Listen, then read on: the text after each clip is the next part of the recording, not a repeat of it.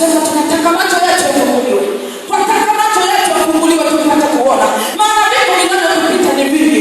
Viko ambavyo tunapaswa kutazama, lakini hatuwezi. Tunabaki tu kulia moyoni. Tunabaki tu kuhuzunika.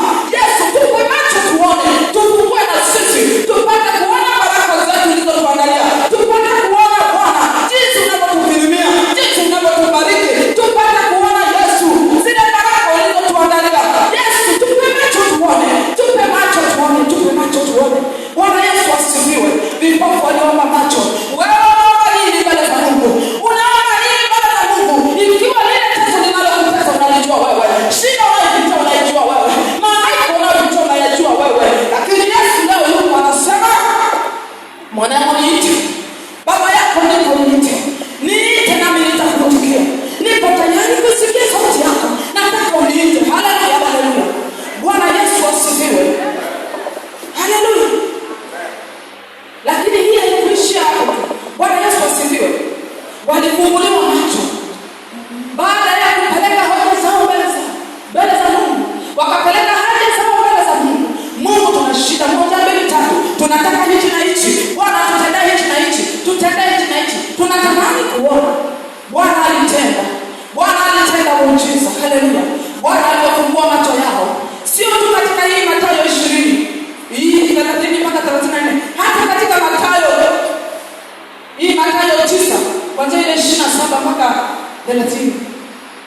Vipofu hawa walifunguliwa macho tena. Lakini Bwana yuko mahali leo nakuuliza wewe, unataka nikufanyie nini? Yawezekana macho ya nyama unayo, lakini ya roho huna. Ya roho yamezibwa, huwezi kuona. Huwezi kusikia. Vimezibwa, vyote vimefichwa na adui. Adui amefunika. Amefunika baraka zako usizione. Lakini Yesu mtenda muujiza yuko mahali hapa. Anauliza, unataka nikutendee nini mwanangu? Unataka nikutendee nini? Bwana Yesu asifiwe. Haleluya, haleluya. Hata Yesu mwenyewe alipokuwa msalabani.